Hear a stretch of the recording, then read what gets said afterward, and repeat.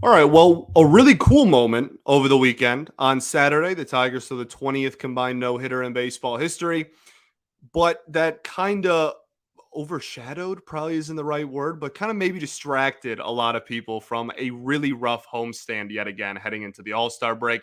Let's talk about it all today on Locked On Tigers. You are Locked On Tigers, your daily Detroit Tigers podcast. Part of the Locked On Podcast Network.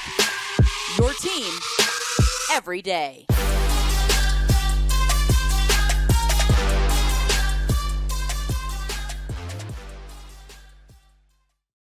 What is up, everybody? Welcome back to another edition of Locked On Tigers. I'm, of course, your host, Scott Bentley. Today is Monday, July 10th, 2023. Thank you so much for making Locked On Tigers your first listen every single day. We are free and available wherever you get your podcasts, including YouTube, part of the Locked On Podcast Network, your team every day. Today's episode is brought to you by Sleeper. Swing for the fences on Sleeper picks, and you can win up to 100 times your money. Download the Sleeper app and use promo code LOCKEDON, and you'll get up to a $100 match on your first deposit. Terms and conditions apply. See Sleeper's terms of use for details. Currently operational in over 30 states. Check out Sleeper today. Alrighty, well, the Detroit Tigers drop 2 of 3 to the Toronto Blue Jays. I don't know why I had such a dramatic pause there. They lose 2 of 3 to Toronto, and Saturday was awesome. Okay, so I know some people are like, "Oh, combined no hitters aren't real and don't matter, whatever." That's fine. You guys know me at this point. Like, I'm not gonna tell anybody how to be a fan. To each their own. But in the same breath, like, let people enjoy things. Like, this team has not brought a lot of enjoyable moments over the last 7 or 8 years. So, just like let people enjoy things. But to each their own, however you feel about it. Very cool moment to watch, though, regardless, especially at home. Players only broadcast, hearing the players talk about it. Todd Jones getting emotional there. It was pretty cool. Okay, pretty cool moment. That being said, we'll talk about the no-hitter more at length later in the show. But that cool moment should not completely overshadow. I keep saying overshadow, and that's not really what I mean. Should not distract is probably the better term. Everybody from the fact that this was a really brutal homestand, to be honest with you. They had a 6-game homestand after the Colorado series. They had a day off going into it as well. And they went 2-4 against the worst team in baseball and the Blue Jays, who are certainly better than the Detroit Tigers, far better roster. However, have had their struggles this year and are not doing nearly as well as anyone, themselves included, anticipated they would. So disappointing. If you would have won the series against Toronto, I know you were an out away, but then maybe it's a little bit different. You can say, hey, I won a series against the Blue Jays. You go 3-3, but dropping 2 of 3 to Oakland is just so inexcusable and is just going to forever hold. Not forever. I mean, they're 10 games under 500, but that's just going to be the thing that keeps popping into everyone's mind when we hear, record sense whenever. Like, as long as the period of time of the Oakland series is in that time frame, you're just going to be like, probably should have been a few more wins in there, a couple more wins at least. So, I mean, like I said, Saturday's great. I'm not going to take away from it at all. We're going to talk about how cool of a moment it was later, but that doesn't, unfortunately, remove the fact that this was a pretty disappointing, I'll just be straight up, a pretty disappointing homestand, and dropping 2 of 3 to Toronto, expected. I don't want to call it expected, but probably was the more likely scenario. It sucks. And really, for me, like, we'll talk about this. I've already said this a million times. We'll talk about this a little at the very end of the show.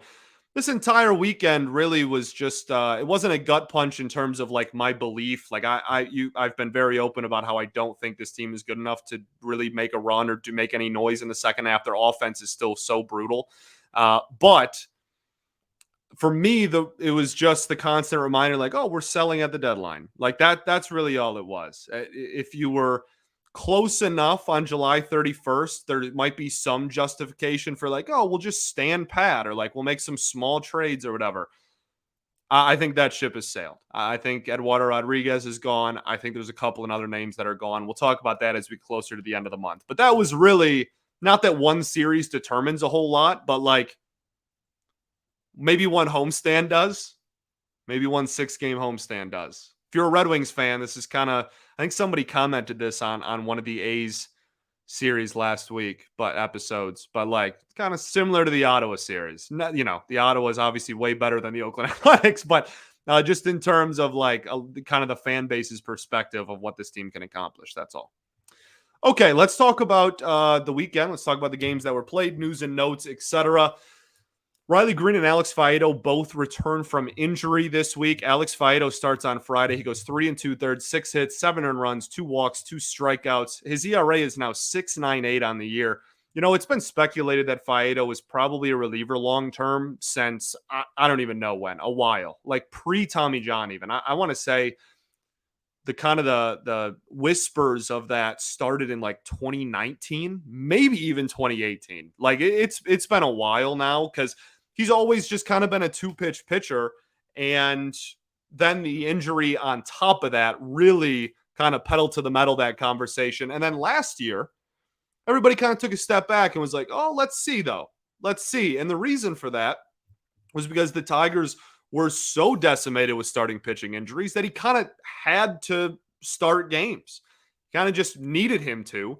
And he wasn't, uber amazing. He didn't like change everybody's mind immediately and they were like, oh, this guy's an ace or whatever. But he certainly wasn't awful either. He showed some flashes. I remember last year he had like a 17 or an 18 whiff outing. And we were like, oh, wow, like that's a lot of swings and misses. He went 6 or maybe even 7 innings a couple of times. Like there was a little bit of a stretch there where people were maybe a little more optimistic about him, but he keeps getting hurt, A, and B, even when he's on the mound, he's not consistently able to go deep into games. And it comes back to a lot of just having a 2-pitch mix. And on Friday, the first time through the lineup, he was really good. And the second time through the lineup, he hung every single slider. I really feel bad for the dude because, it was kind of remarkable how every single slider in that, was it the third or fourth inning, was just like right over the heart of the plate. Every single one he threw. And that's his best pitch. And it was ineffective the second time through the lineup and he got rocked. So I don't know. Someone who's effective the first time through the lineup and not the rest kind of sounds like a reliever long-term to me, right? And then again, you added together already what was going on before, the injury concerns, et cetera, no third pitch. I think it's time for that conversation to kind of just unfortunately rear its ugly head again. Now, I don't say reliever potential with a negative connotation like a lot of people. Relievers are very valuable and very important and necessary to winning teams, right? We're Tigers fans. We're very aware of what the downfall of the 2010-14 Tigers were. Andrew Chafin has like the failed starter t-shirts. Like he owns it. Like I don't say that with negative connotation, but I think it's probably time to have that conversation again. Now, Riley Green also came back this weekend. On Saturday, he reached base, I think, 4 times in his first game back and then hit the homer on Sunday. He's just so good. And I tweeted out something kind of stupid, I guess, in hindsight. Tweeted out something along the lines of like, wow, like this offense is different with Riley Green in it. It was something similar to that. Maybe slight paraphrasing. I don't remember my exact wording, but it was like, I remember using the word different. And I was like, the offense is a little different with Riley Green in it. And a lot of people very rightfully pointed out, like, this offense sucks, dude. Like, even with Riley Green in it, like, this offense blows. And I was like, oh, yeah, you're right. It does still suck. They scored 5 runs in 2 games, like, even with Riley Green reaching base, like, at an over 50% clip over the weekend. You know what I mean? Like, so I think that it gives you more run production out of the top of the lineup, which, like, pretty much the entire weekend, all your runs came from production out of the top of the lineup. So I think it helps your top like 3 or 4 hitters. That Green, Torkelson, Carpenter kind of trio, I think is going to produce some runs. But as a whole, and this is why I can't get any remote excitement out of being in a historically awful division and only being 4.5 or 5.5 out of the break or whatever. 5.5, I think. Because this offense is still just so unproductive. And when compared to the rest of baseball, bad. So It's unfortunate, but it's the truth. That being said, having Riley Green back is a very nice change of pace. He is going to add a ton of offense. I want to continue seeing his growth. They're going to play it safe with him by the sounds of it. It sounds like he's either going to get a lot of days off and or play a lot of DH in the first like few weeks back from injury because they really want to make sure he doesn't re-aggravate anything and get hurt again. But he played in center field on Sunday and everything seemed pretty fine. So yeah, Saturday and Sunday's games reminded me a lot of the May losses we would have, right? June, we kind of backed away from it a little bit, especially the second half of June, because like the whole offense was just kind of bad in every situation. But if you remember the May games, that was like the peak of like the wow, this team is awful with RISP, but they're actually getting dudes on base. Zach McKinstry had like 20 walks in May. Spencer Torkelson had an 800 OPS in May. Riley Green had an 1,000 OPS in May. Like Javi was hot for the first like week or maybe the second week, one of those weeks in May. Like they were getting runners on base in that month, but their offense, as far as runs scored, was still like it moved up a little bit. It went in April, they were 30th. And in May, they were like 25 or 24 or something. So, like, that's what Saturday and Sunday felt like. Like, oh, we're getting some runners on base. We just are right back to the RISP conversation that we had earlier in the season. So, yeah. But Riley Green back. Let's talk about Jonathan Schoop. One of the big storylines of the weekend. No-hitter, obviously the biggest. If the no-hitter didn't happen, the Jonathan Schoop conversation would probably be the biggest conversation. So let's talk about that. The end of the Jonathan Schoop era in Detroit. But first, I got to tell you all about our friends over at BetterHelp. This episode is brought to you by BetterHelp. Sometimes in life, we're faced with tough choices, and the path forward isn't always clear. Whether you're dealing with decisions around your career, relationships, or anything else, therapy helps you stay connected to what you really want while you navigate life so you can move forward with the confidence and excitement that you deserve. Trusting yourself to make decisions that align with your values is like anything else. The more you practice it, the easier it gets. If you're thinking of starting therapy, give BetterHelp a try. It's entirely online, designed to be convenient, flexible, and suited to fit your schedule. You just fill out a brief questionnaire, you're matched with a licensed therapist, and you can switch therapists at any time with no additional charge, which is an awesome feature. Because as someone, I've been going to therapy for 5 years now.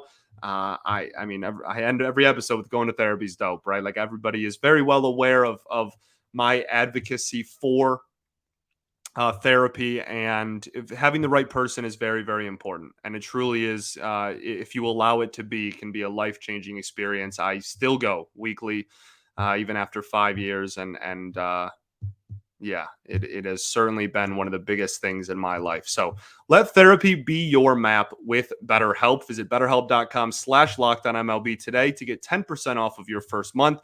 That's BetterHelp, HELP.com/LockedOnMLB. All right, everybody, welcome back here. Segment 2 of Locked On Tigers. I appreciate y'all for tuning in. Thank you for making us your first listen every day. Shout out to the everydayers that do tune in every day. We'll be back tomorrow recapping the first 10 rounds of the Major League Baseball draft. Very, very excited. As you're listening to this, you already know the fate of the Tigers. I do not. I'm recording this before the draft because I will be on a live stream during the draft, but as you're listening to this, it's already over. So I was on a live stream during the draft. And so we're going to spend this episode just talk about the games that were played, and then we'll do tomorrow's show, and that will be the complete draft recap. Hoping for Cruz or Langford. We'll see what happens. Yeah, I'm saying this not knowing. You're listening to this going, oh, is he in for a surprise if it's not one of those two? So we can hope. We'll talk about it tomorrow. Back to this game, or this weekend rather. Jonathan Schoop gets DFA to start off the weekend. We knew it was going to be Marisnick or Schoop, right? Like very apparently, we knew it was going to be Marisnick or Schoop. Marisnick would have been a straight outfielder for outfielder swap, whereas Schoop was more of he just isn't providing anything offensively, just at all. And it's unfortunate. I will very much appreciate the first 2 years that he gave this team. 2020 and 2021, he was one of the best hitters in this lineup, in a lineup that was not very good, and a lineup in 2021 that overachieved. Like that he was a important part of kind of those teams, but there's no denying or sugarcoating the fact that the last calendar year and a half has just been really, really brutal and really unproductive for Jonathan Schoop. Last year, he at least gave you the super plus defense at second. He's not even really playing second anymore. He's playing like an average third. And I think if you rank offense, depending on what metric you use, he might literally be the worst qualified hitter in Major League Baseball over the last year and a half. So it was time. I'm surprised he made it to July 1st, or June 1st, nonetheless July 1st. But it was time, unfortunately. So appreciate Jonathan Schoop for the first 2 years, and it was just time. And we'll see what happens with him. We'll see if he, another team kind of takes a chance on him or whatnot. But the Jonathan Schoop era in Detroit is officially over. Yeah, I don't really have too much else to say. Like it made sense. We kind of broke down the why him over Marisnik thing on Friday's episode, so we don't really have to go down that rabbit hole again. It just kind of made sense. You have a lot of people who can still play all the infield positions, right? Second and third, especially. You have multiple people who can fill that role.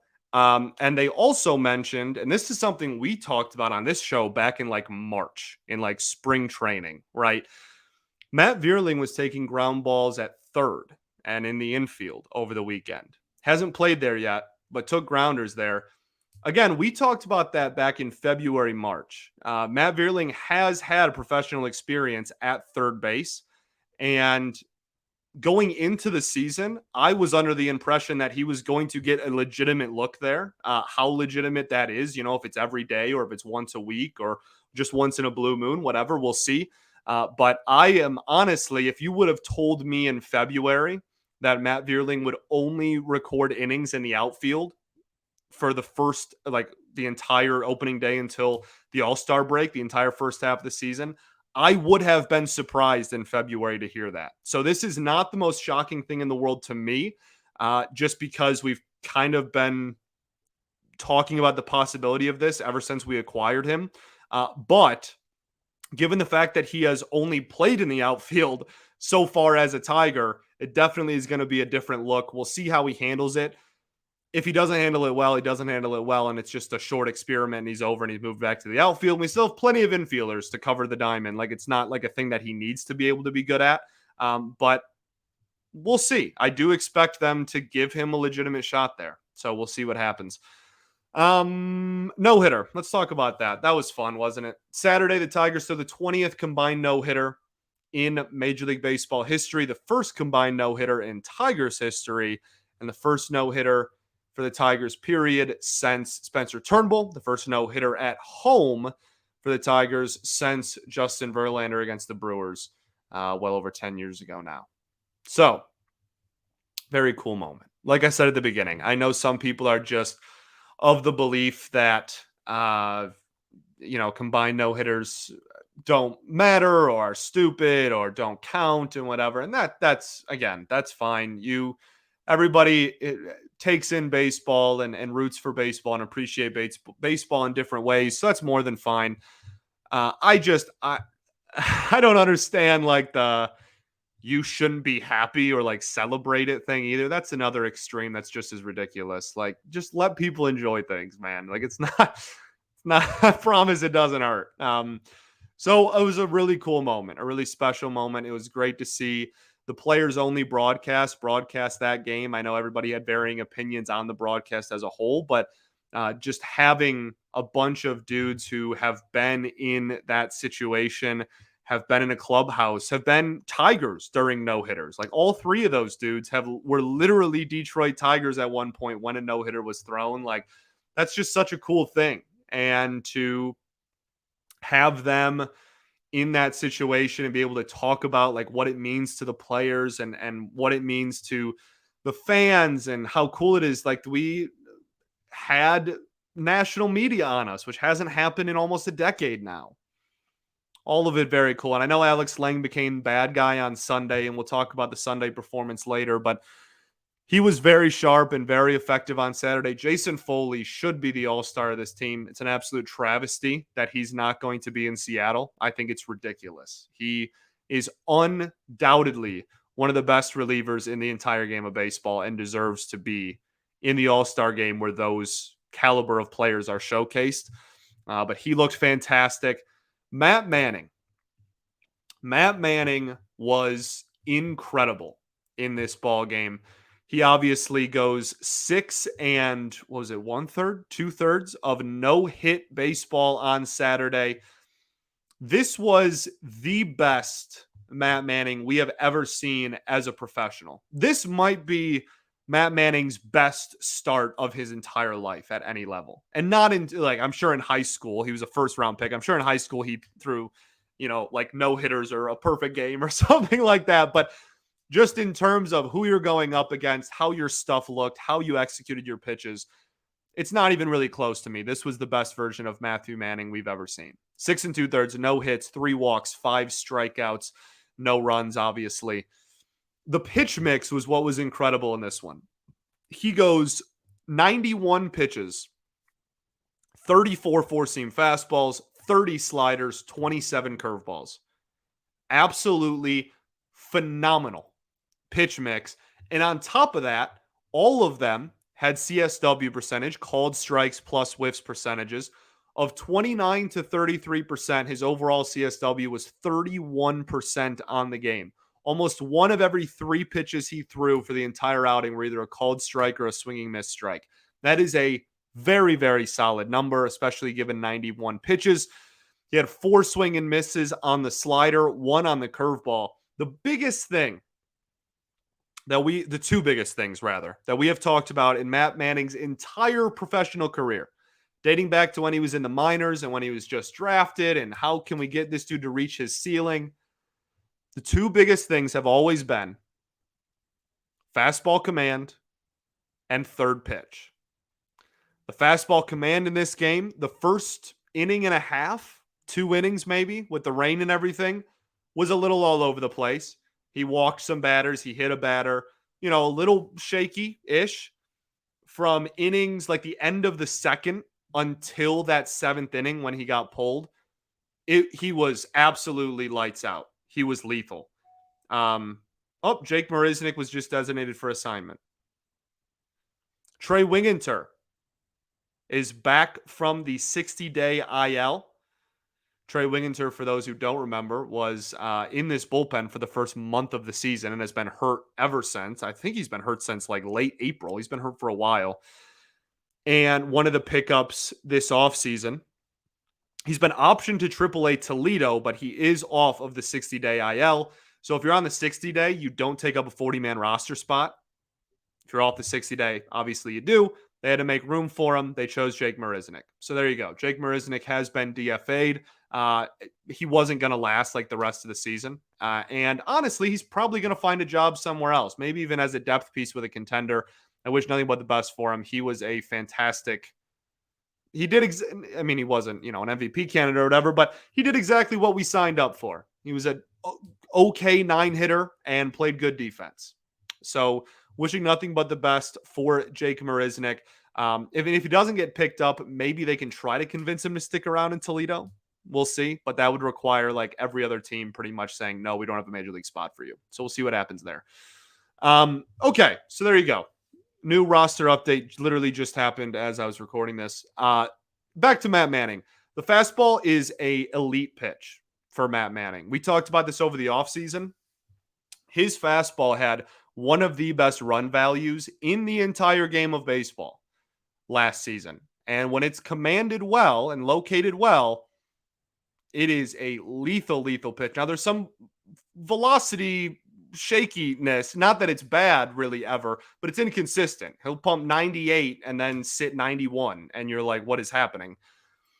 But the slider looked really good, and the curveball was a great pitch in this ball game. 8 called strikes on the curveball, just dotting it low and away the entire outing. Best pitch sequencing we've ever seen from him. Best pitch mix we've ever seen from him. And from the third until the end of the second, until he got pulled, best fastball command we've seen from him in quite a while either. Quite a while as well. Very, very good stuff from Matt Manning. Okay, it was a cool moment. It was a cool moment. Not, like I said, not a lot of cool moments in the last 7, 8 years of Detroit Tigers baseball. So I'm going to take all the cool moments I can get. And shout out to Eric Haas. I know that offensively, it's been a struggle for Haase. We're all very well aware of that. And I'm not really sure he's longed for the roster, to be honest with you. But that's that dude's second no-hitter that he's caught in his career. And for a hometown kid to be able to catch 2 no-hitters for the Detroit Tigers is a pretty cool thing.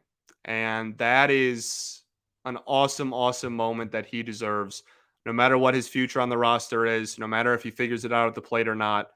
I know we've talked about how Jake Rogers is the better defensive catcher and whatnot. And we've a lot of people have taken their shots on Eric Haas this year because he hasn't been very productive. But without a doubt, a moment we can't take away from him. And I hope that he relishes it. And yeah, I want y'all to really understand how big of a deal it is for a catcher to catch a no-hitter. That's an unbelievable thing. So hats off to Eric Haas, despite the season. Very, very cool moment for him. Okay, let's talk about the remainder of the weekend. We got a lot to talk about with the offense. We got to talk Tarek Skubal and kind of just where this team stands at the All-Star break. We will do that right after I tell y'all about our friends over at Sleeper. Sleeper rocks. If you want the chance to win more money with less picks, head to Sleeper, where you can win up to 100 times your money in just 2 or more fantasy baseball picks. If you want to win 100 times your money on daily fantasy baseball, Sleeper is now offering 100 times the payout for up to 8 pick contests. Choose as many as 8 players that you like, pick more or less on your favorite baseball stats like home runs, hits, and more, and get your picks right, and you could win big. Sleeper rocks. I've been using it for my fantasy games for a while. Now diving into this world, it's awesome. It's the fastest growing daily fantasy, and just overall fantasy experience out there. And it's for a good reason. It's because it is the best in the business. So use promo code LOCKEDON and you'll get up to $100 match on your first deposit. Terms and conditions apply. See Sleeper's details for use of details. Currently operational over 30 states. Check out Sleeper today. All right, everybody, welcome back. Third and final segment here, Locked On Tigers. Tarek Skubal pitched this weekend, his second outing back. He pitched on Sunday. He was also phenomenal. He would end up, would they pull him after the 4th? I have to box score jump on Sundays. I apologize. 4 innings, 2 hits, no earned runs, 2 walks, 5 strikeouts. He has a 0 ERA since coming back in 2 outings. They're still easing him into it, clearly, which is why, some people were questioning why he got pulled after 4. I mean, yeah, he's just coming off an injury where he didn't pitch for a year. They're going to really kind of, I don't want to use the term baby him into it, but they're going to be very cautious with Tarek Skubal. The biggest thing for me in this one, his fastball is explosive right now. And it always has been, but it looks different this year than it even did last year. It has an extra gear to it. It's spinny. It goes 97. And today it was pretty much unhittable.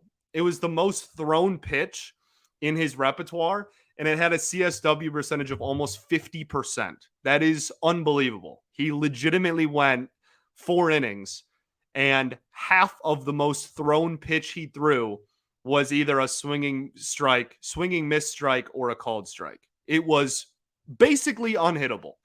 The 3 times it was put in play, it was all weak contact as well. The average exit velocity on it was 60-something miles an hour. So yeah, we'll take that. The secondary stuff, I still think it's not bad or anything, but he's still got some steps to get that back to where it was. The changeup I thought looked good in this game. He's so good. He's so good. I'm so glad he's back and healthy. But if your best pitch is an effective pitch, you're going to be able to be a pretty darn good pitcher. You're going to be all right. So good to see him just pound the fastball, be really aggressive with it. I was very, very impressed from what I saw from him on Sunday. Let's talk about the offense, and then we'll get out of here. Okay, we're gonna do a quick little outlook heading into the All-Star break thing as well. But the offense was brutal this weekend, and like I said earlier in the show, I tweeted something about that. And Riley Green's back. The offense is better, and it got more people on base, but it didn't score any more runs than it usually did. And that's, I mean, we can go one by one if you want, again, like we usually do. Like McKinstry had a nice rip on Sunday, got on base a couple of times over the weekend. Riley Green, we already talked about, was great. Spencer Torkelson, a couple of knocks on Sunday, one double to score a run on Saturday. Good to see him get some hit. I mean, a 711 OPS at the All-Star break. It's not the greatest thing in the world. It's not even league average, but it's certainly better than it was at one point in May, right? So we'll see what kind of second half he can put together. The biggest thing with Torque is, and a lot of people have started to point this out, like his numbers when he pulls the ball are incredible. He does damage when he pulls the baseball.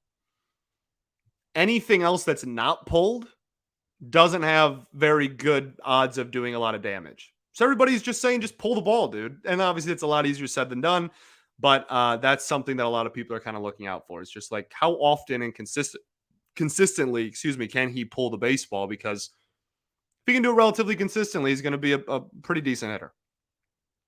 So we'll see what happens there. Kerry Carpenter, not the greatest weekend in the world. OPS down to 801, though. Still one of the best hitters on the team. Javi Baez with a couple of singles. His OPS is now 589. I mean, cool. Akil Baddoo back. We should talk about that. He also got reinserted into this lineup, came back with Riley Green. Akil Baddoo, it's interesting. He had a couple of really solid games before getting hurt.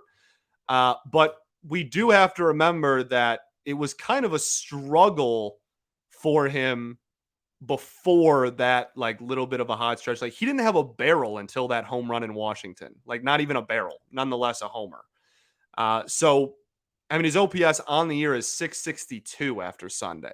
Like, it's not like Akil Baddoo was this proven, he's going to be guaranteed be an uptick in production from what we've been putting in the outfield, especially. So I still believe in Baddoo. I think he puts together decent at-bats.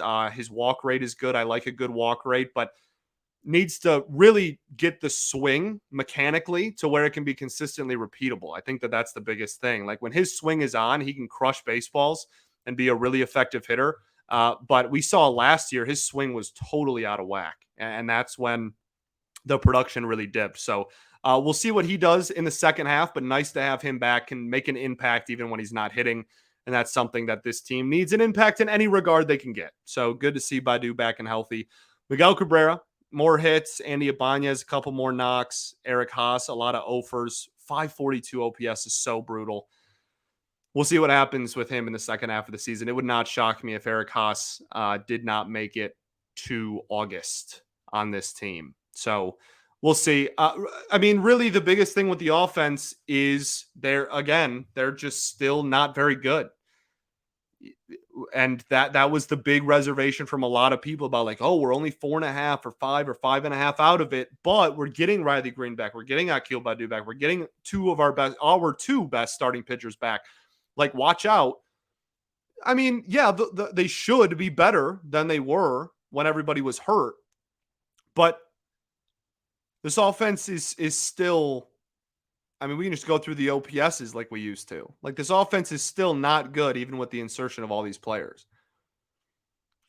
And so that leads me to the outlook at the All-Star break. We're here. We're 10 games under 500 with 39 and 50.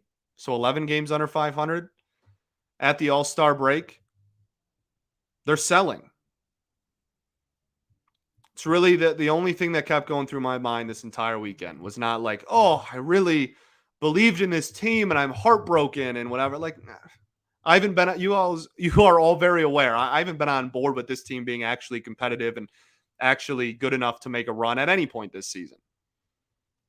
So I haven't been heartbroken. Like I wasn't heartbroken on Sunday in a July loss to a team that's better than us. Every loss was just like, yeah, we're selling. That's the only thing that crossed my mind. Erod's gone. There's some other names that are gone too. And we'll talk about that as we get closer to the deadline, obviously. Cisnero likely gone. I don't even want to have the Alex Lange discussion right now. We'll talk about that though, for sure, at length. But like they're gonna sell. That's what these losses mean. Team is no closer or further away from competing, really, even with all these players in it. You drop 2 of 3 to Oakland and the Blue Jays at home. They're sellers, and they have been for 7 years, and they still are. That's what I took out of it. Hope the draft goes well. We will have a complete draft recap tomorrow. Well, rounds 1 through 10. We won't be recapping. I think Tuesday is when the 11 through 20 are, so we won't be able to recap those obviously on tomorrow's episode. But yeah, it'll be fun. Hopefully we take, I don't know, there's rumors about Dylan Cruz maybe falling to 3, Langford going 1. Who knows? I don't even want to, I'm very nervous. And I have about an hour and a half until the draft starts for me in my reality. So wish me luck. Thanks for making Locked On Tigers your first listen every day. For your next listen, check out Locked On MLB. Sully does a great job over there. We'll be back tomorrow recapping the MLB draft. Shout out to the everydayers that do tune in every day. I appreciate y'all. I'm very scatterbrained. I feel like this was not one of my better episodes, to be completely honest with you. But I got a lot of juices flowing with the draft an hour away, and I've been doing prep all day, and the brain's going a million miles an hour here. So I apologize if I was kind of scatterbrained in this one. Hopefully we'll be a little more calmed down tomorrow. All right. Peace and love. Going to therapy's dope. I'll catch y'all then, baby. Go Tigers.